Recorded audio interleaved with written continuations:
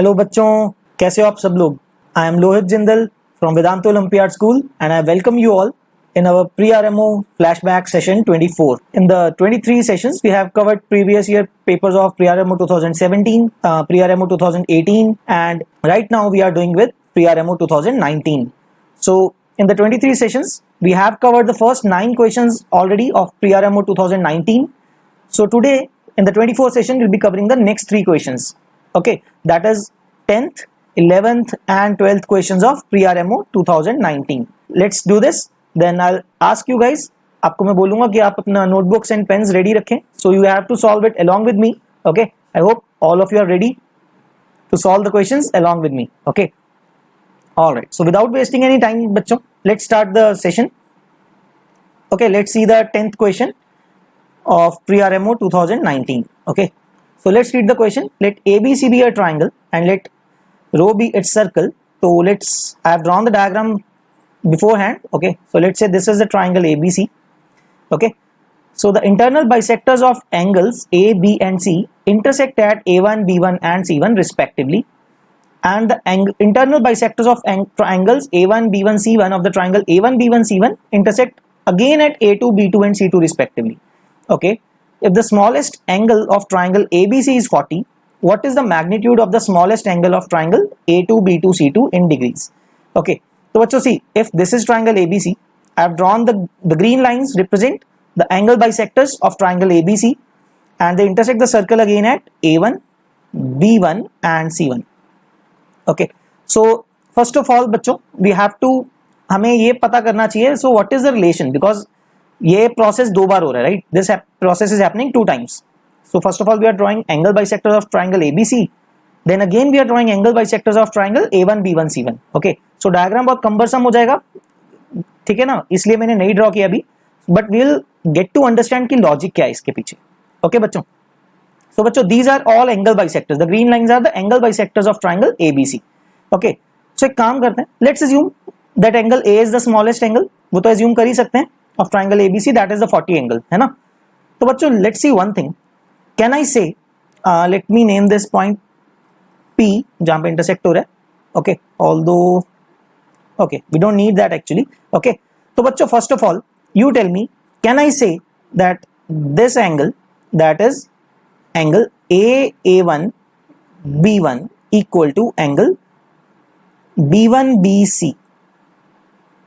Okay, can I say that this angle, okay sorry, AB B1, sorry, this will be AB B1, right बच्चों, can I say that, है ना. Why so? That this angle is equal to this angle. Okay, anybody? Okay, so you have to understand this thing because it is the angle subtended by the same arc, that is A1 AB1 in the same segment of the circle, right. This is the same arc AB1. Okay, similarly so बच्चों let's say अगर इसको मैं theta बोलता हूं, if this angle is theta then this is also theta, and because this is angle bisector बच्चों, तो ये वाला एंगल भी क्या होगा, थीटा होगा, है ना. Now similarly if I give this, find this angle, that is okay, इसको लिख देते हैं, दैट इज थीटा. सिमिलरली बच्चों एंगल A1C1, A1C1 जो ये वाला एंगल है, similarly this angle is subtended bye angle arc AC1, है ना, ये आर्क सबटेंड कर रही है, and this is the same angle as ACC1, right, ACC1, ये दोनों एंगल सेम होने चाहिए. so if this angle is alpha, this should also be alpha, है ना. again the reason is angle subtended by the arc in the same segment of the circle, right. I hope सबको clear है ये properties, है ना. okay, so बच्चों this is theta, this is alpha, right. so complete angle A1, angle A1 जो complete की बात करें, that is alpha plus theta, right बच्चों. नाउ बच्चों हमने सोचा था कि एंगल ए स्मॉलेस्ट है, राइट. If I try to find about angle A in triangle A B C, can I say that angle A plus twice of angle theta, total angle B is twice of angle theta, plus similarly 2 alpha, पूरा angle ये भी तो alpha आएगा ना, because these are angle bisectors, this should be equal to 180 degrees, right बच्चों. तो बच्चों हमें थीटा प्लस अल्फा की वैल्यू पता करनी है यहाँ से. So theta plus alpha, twice of this can be written as 180 minus angle A, है ना. तो 2 से डिवाइड करते हैं, theta plus alpha will be equal to 90 degree minus angle A by 2. ठीक है बच्चों, तो हमें ये पता लग गया if A is the smallest angle corresponding to that A1 B1 C1 में जो एंगल आएगा वो क्या आएगा, this is same as angle A1, right, वो आएगा 90 minus half of that angle, right बच्चों।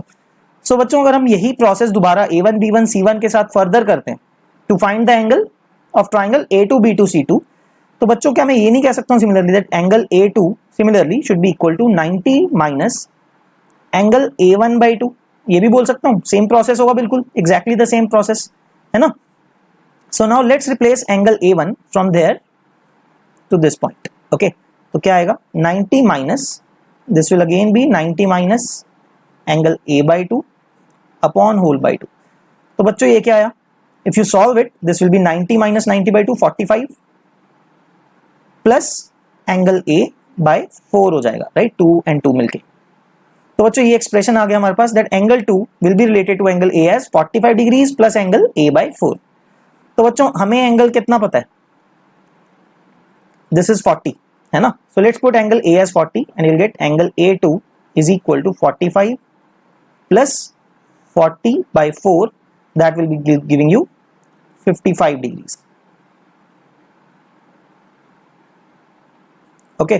तो बच्चों अगर A स्मॉलेस्ट है, कोई एक एंगल स्मॉलेस्ट है, हमने उसके अकॉर्डिंगली किया, तो we got the smallest angle as 55 degrees, so that should be the answer for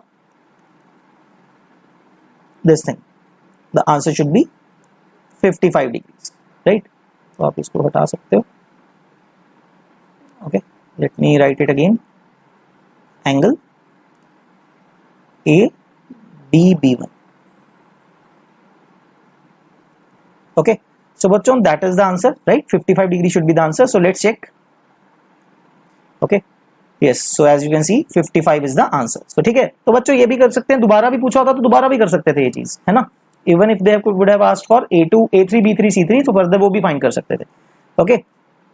I hope all of you are with me, सबको समझ में आ रहा है जो हम कर रहे हैं, ठीक है। So this is a, देखो कितना सिंपल क्वेश्चन था, simply based on the property of that the angle is subtended in the same arc of the circle, same segment of the circle and further दो angle sum property, है ना, वो तो आपको आता ही है सब कुछ, राइट। सो आप देख सकते हो how simple questions do come in pre RMO, है ना बच्चों। तो इसके 3 मार्क्स का क्वेश्चन है, आई डोंट थिंक इसमें मिस होना चाहिए इसमें, है ना।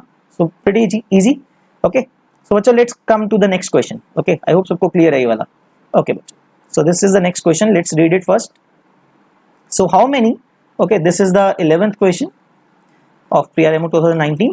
How many distinct triangles ABC are there up to similarity, okay, okay, considering similarity, okay, so angles should be different such that the magnitudes of angle A, B and C in degrees are positive integers, ठीक है, ये ध्यान में रखना हमें, are positive integers and satisfy the condition, let me write here, cos A cos B plus sin A sin B into sin KC equal to 1, okay, for some positive integer की again and KC does not exceed 360, okay. तो बच्चों ये question बड़ा difference है, so I'll tell you how to do it, very good method is used in it. तो एक काम करते हैं, let's write sin KC in this equation, okay, let's take cos A cos B to the other side, I'll be able to write sin KC is equal to 1 minus cos A cos B, right, upon sin A into sin B, right बच्चों। तो बच्चों अगर हम देखें left side पे sin KC लिखा हुआ है, सो sin का मैक्सिमम वैल्यू क्या होता है, दैट इज 1। हम ये लिख सकते हैं that this expression should be less than equal to 1, right, the maximum value will be 1 and we also know because A B and C are the angles of a triangle, so I can, do I know that sin A and sin B must be positive, right, because 0 से 180 degrees तक sign की value क्या होती है, positive होती है। So now what I will do is I will solve this expression, okay, I will solve this expression, very interesting thing will be there. अगर आप देखोगे तो इसको इधर ले जाएंगे हम, क्रॉस मल्टीप्लाई करेंगे तो will get 1 minus cos A cos B is less than equal to sin A sin B, right बच्चों। तो इस टर्म को भी इधर ले जाते हैं, I will get cos A cos B plus sin A sin B greater than equal to 1, right बच्चों। बच्चों बड़ी इंटरेस्टिंग बात है यहाँ पे, the expression you are seeing here cos A cos B plus sin A sin B can be written as cos of A minus B, right, third trigonometry है यहाँ पे, that is greater than equal to 1, right बच्चों। तो बच्चों अगर आप देखोगे cos की वैल्यू भी generally lies between -1 and 1, so it cannot be greater than 1 ना. Yes, so it only means that it has to be equal to 1, right? This expression implies that cos of a minus b actually has to be equal to 1 only. 1 से बड़ा तो हो नहीं सकता है cos, right? So बच्चों cos of some angle is 1. That only happens generally within the given period. We can say only at 0 angle, right? So it implies again that a minus b should be 0. 0 के अलावा तो कोई और angle पे होगा नहीं ना, because a and b are the angles of a triangle. Their difference can be a maximum of -180. आप ऐसे अगर सोचो, नेगेटिव में कितना हो सकता है -180 और पॉजिटिव में +180. So it will lie between -180 to +180. तो उसके अंदर तो 0 पे ही होगा ना 1 तो. Okay, so it implies that a is equal to b. तो बच्चों ये है हमारी एक first condition which is important one. तो हमें ये पता लग गया तो दो एंगल तो इक्वल है, a and b have to be equal, right. So let's substitute in this expression again. तो क्या मिलेगा बच्चों हमें, sin kc is equal to 1 minus, let's say b को a डाल देते हैं तो cos square a upon similarly sin square a बन जाएगा, right, because I am putting b is equal to a. तो बच्चों 1 minus cos square is sin square a upon sin square a. This will become even again. तो sin kc क्या होना चाहिए, sin kc is 1. Okay, तो बच्चों जैसे बताया हमें कि kc does not exceed 360. c तो 0 से 180 के बीच में होगा, could be anything. So kc is not exceeding 360. सो 0 से 360 के अंदर वैल्यू लाई कर रही है of the value kc. And sin is 1 at exactly one value in this interval, that is the angle kc should be equal to 90 degrees, right? तो ये बहुत important condition है, राइट बच्चों. सो बच्चों हमें तो एंगल c फाइंड करना है according to different values of k. Integer values k की होनी चाहिए एंड c की वैल्यूज भी इंटीजर होनी चाहिए, राइट. ओके, तो लेट्स सी बच्चों, यहाँ पे एक और चीज नोट करने वाली है, c can not be odd, है ना. अगर c ऑड हो गया then a plus b plus c angle is 180. तो a प्लस b एंगल को ऑड होना पड़ेगा while both being equal. तो उसमें वो इंटीजर नहीं आ पाएंगे, राइट. तो हमें ये ध्यान में रखना है that c can not be an odd number, right, क्योंकि a और b इक्वल है तो c को तो इवन होना पड़ेगा ना, because I can write c also as 180 minus a minus b लिख सकता हूं, but c will be equal to 180 minus 2a, है ना, अगर a और b इक्वल है.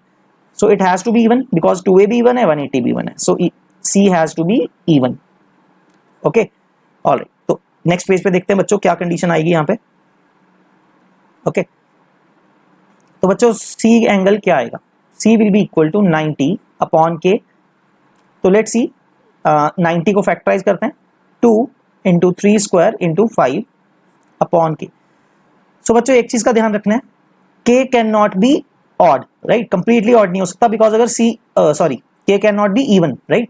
2 का फैक्टर k के अंदर नहीं आना चाहिए बिकॉज अगर k ने ये 2 को कैंसिल कर दिया then c will become odd because 3 और 5 बचे हैं सिर्फ देन, तो और c ऑड हो नहीं सकता, right. So what are the values that k can take. Okay बच्चों, तो 2 तो नहीं आना चाहिए, राइट. 2 तो मतलब c के साथ ही रहेगा. सो what different powers of 3 can I take in this k, है ना. 3 भी ले सकता हूँ, 3 पावर 0 भी रख सकता हूँ, 3 स्क्वायर भी रख सकता हूँ. So I have 3 options for factor of 3. Similarly 5 के लिए कितने ऑप्शंस हैं, 2 ऑप्शंस हैं, है ना. वाई सो 5 पावर 0 k के अंदर मतलब 5 का फैक्टर नहीं हो, ये भी हो सकता है, and it could also be 5 power 1. So I have 2 options for this. So this is like a bit of small portion is like combinatorics also, है ना. Otherwise you can count also by writing them. So बच्चों total factors कितने होंगे which k can take will be 6. k can take 6 values. correspondingly c will also be taking 6 values, है ना. And for each value of c I will be getting some different values of a and b, right, and these are the valid even values of c. So 6 values आएंगे बच्चों, ठीक है. So that's why बच्चों answer you can see here is 6. Okay, so it's a very interesting question because inequalities को use करके along with trigonometry we are able to solve it completely. Okay, all right बच्चों, I hope आप सबको clear है यहाँ तक and you are solving alongside me. I hope, ठीक है, आपको समझ भी आ रहा है अच्छे से. Okay, okay then let's move on to the last question of this session. Okay, let's see very carefully. So what does this question says? Let's see the 12th question. A natural number k which is greater than 1, okay, is called good if there exist natural numbers a1 less than a2 less than a3 up to ak such that उनके under roots का sum 1 upon square roots का sum is equal to 1. Okay, then let f of n be the sum of the first n good numbers where n is greater than 1, greater than equal to 1. Find the sum of all values of n for which f of n plus 5 upon f of n is an integer. तो बच्चों multi step question type है. So first of all let's find the different good numbers, right, जिसको हम good बोलेंगे इस case में. Okay, तो बच्चों एक काम करते हैं, थोड़ा सिंप्लीफाई कर लेते हैं because all these numbers have to be different, a1 a2 a3 है ना. So can I assume them to be perfect squares पहले तो, है ना, तभी तो इंटीजर आएंगे ना, राइट. तो बच्चों I am making my calculation easier. a1 को a1 स्क्वायर डाल देते हैं, a2 को a2 स्क्वायर, है ना, and so on. So a के क्या आएगा,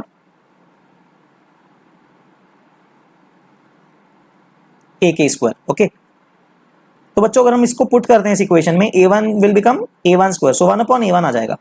सो equation will change to 1 upon a1 plus 1 upon a2 and so on up to 1 upon a के इक्वल टू 1.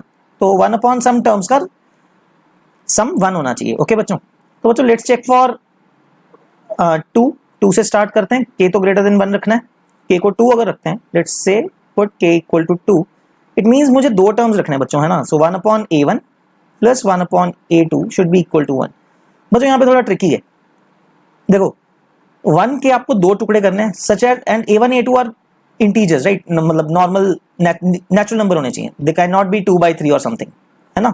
तो आई कैन नॉट से कि a1 is 2 and a2 is kind of something else, है ना. a1 को 3 डाल के इसको 3/2 नहीं लिख सकता हूँ. ओके, सो बच्चों वेरी सिंपल टू अंडरस्टैंड. तो 1 को ब्रेक करना है मुझे, है ना, 1 अपॉन समथिंग के टर्म्स में एंड 2 पार्ट्स में, तो नहीं कर पाऊंगा बिकॉज 1 अपॉन 2 प्लस 1 अपॉन 2 में लिख नहीं सकता हूँ because then a2 will become equal to a1. वो हो नहीं सकता because the numbers are in increasing order, right. This is also important to understand बच्चों, क्वेश्चन ध्यान से पढ़ना होता है हमेशा. Okay, so 2 is not a good number. Okay, let me write it this is not good, है ना. I can not divide 1 basically into 2 parts such that a1 a2 are natural numbers here. कुछ कर ही नहीं सकता हूँ. Let's say I put a1 1 2 3 1 नहीं डाल सकता हूँ, a1 को 2 3 4 नहीं डाल सकता हूँ कुछ भी, है ना. So each time a2 cannot be some other integer which will be giving me the sum as 1, है ना. So k equal to 2 is not a good number. Okay, but हाँ अगर हम k equal to 3 के लिए देखें बच्चों, let's see for k equal to 3, let's check. तो बच्चों ये आएगा 1 upon a1 plus 1 upon a2 plus 1 upon a3 equal to 1. तो बच्चों यहाँ पे बड़ा ना इंटरेस्टिंग बात है, एक फैक्टर को आपको सोचना पड़ेगा थोड़ा सा. One thing you have to notice. So अगर a1 को मैं 2 लेता हूँ and 1 upon 3 plus 1 upon 6 is half plus half, this will be 1, right. So this tells me this 3 is a good number, right. So this k equal to 3 is a good number because 1/2 plus 1 upon 3 plus 1 upon 6 increasing order में भी लिख पा रहा हूँ, उनका सम 1 भी आ रहा है. Okay, so this is very important. तो बच्चों इसके बाद next way is very very good and tricky also, very good algorithm is there. अगर हम k इक्वल टू 4 की बात करें तो बच्चों 4 टर्म सेलेक्ट करनी है ना. तो मैं ऐसे ना करूं, फर्स्ट टर्म को तो हाफ ले ही लेता हूं प्लस ये 1 है ना पूरी क्वांटिटी. देखो 3 में ये पूरी क्वांटिटी 1 थी, तो अगर मैं इसका हाफ करके ऐड कर दूं that is also half. So if I say half of the previous one that is 1 upon 2 plus 1 upon 3 plus 1 upon 6. मुझे इसमें फायदा क्या है, the numbers are greater than 2 also और उसका ट्वाइस हो रहा है नीचे, तो वो सब डिफरेंट ही आएंगे. See this will become 1 upon 2 plus 1 upon 4 plus 1 upon 6 plus 1 upon 12 and this will be 1. अगर आप ऐड अप करोगे तो, है ना, इसी का तो हाफ करके ऐड कर रहा हूँ. So this will B also good, है ना. तो अच्छा यहाँ से आप एक वे बना सकते हो. सो चलो मैं लास्ट एक और लिख के बताता हूँ. k इक्वल टू 5 की अगर आप बात करोगे, again I will write it as half of half plus half of the previous one. अगेन ये 4 टर्म्स है ना, क्योंकि टोटल 5 हो जाएंगी. सो 1 upon 2 plus 1 upon 4 plus 1 upon 6 plus 1 upon 12. This will come out to be 1 also, है ना. तो ये भी गुड हो जाएगा. So k equal to 5 is also good. तो बच्चों आपको समझ में आ गया. इसके बाद तो मैं हर वैल्यू के लिए पिछले वाले का हाफ करके ऐड करके, हाफ में ऐड करके फर्दर 1 बनाता जाऊंगा. सो इसका मतलब क्या हुआ, from k equal to 3, starting from k equal to 3, each next natural number will be a good number, right, according to the definition of this question. ठीक है बच्चों, तो इसका मतलब क्या हुआ. ओके, f of n क्या है यहाँ पे हमारा, be the sum of the first n good numbers, right बच्चों? तो f of n क्या होगा? It will be 3, 4, 3 से स्टार्ट होगा, 5, कहां तक जाएगा? देयर आर n टर्म्स, है ना? तो बच्चों लास्ट टर्म क्या होगी? एक्चुअली में n+2 हो जाएगी ना. Number of terms are n good numbers हैं. ओके, सो बच्चों let's do it sum, let's do it on the next slide. Okay, so बच्चों f ऑफ n क्या आएगा? Let's use the sum that is an AP, है ना? 3 से लेके n+2 तक. So number of terms are n upon 2 into a plus l. First term plus last term का formula use करते हैं बच्चों. सो n+5. ओके, आई होप सबको पता है sum of an AP. Okay, it's easy. तो बच्चों f ऑफ n का एक्सप्रेशन हमारे पास आ गया. तो बेसिकली हम हाफ ऑफ द क्वेश्चन तो कर चुके हैं, right? Important step was this one कि हम गुड नंबर्स पहले फाइंड करें. Doing the sum is also another step. ठीक है बच्चों, अब फाइंड करना हमें find the sum of all values of n for which ये expression. So f of n+5 upon f of n. तो let's write it out. n+5 upon f of n. This will be, put the value n+5 into n+10 upon 2. Similarly f of n क्या है? n into n+5/2. तो बच्चों अगर आप notice करोगे ये 2 cancel हो गया फर्स्ट सबसे पहले, and n+5 also get cancelled, है ना? So I am left with the expression n+10 upon n, and we need to find all the values of n such that this expression is in integer. तो इसको और simplify करते हैं. I can write it as 1 + 10 upon n, है ना? तो बच्चों 10 के फैक्टर्स क्या है? 1 + 2 × 5, 2 × 5 अपॉन n. ठीक है बच्चों, तो यहाँ पे n की वैल्यूज देखते हैं पहले कौन कौन सी हो सकते हैं. देखो, starting from the smaller one, n can be 1, right? Then next factor कौन सा है? 2 है. It can be 2 also. Then 5 हो सकता है, 5 can cancel so that it will be an integer. Then next factor will be 2 × 5, 10. और कोई factor हो ही नहीं सकता. I have taken all the possible cases for 2 and 5, है ना? So there are 4 values. So their sum is 1 + 2 + 5 + 10. This will give me 18, right? So sum of the values of n, different values of n that can take is 18, right बच्चों? As you can see, yes, the answer is 18. ठीक है बच्चों? So yes, this in this question कई अलग-अलग तरह के uses हो रहे हैं. So kind of some number theory, some algebra also, right? तो थोड़ा ध्यान से करने वाला क्वेश्चन है. Yes, it is not so easy for 3 marks question. Yes, there are multiple steps. Although but इतना मुश्किल नहीं भी नहीं है ना? Go do it step by step. It is fine, है ना? So I hope सबको clear है तीनों questions.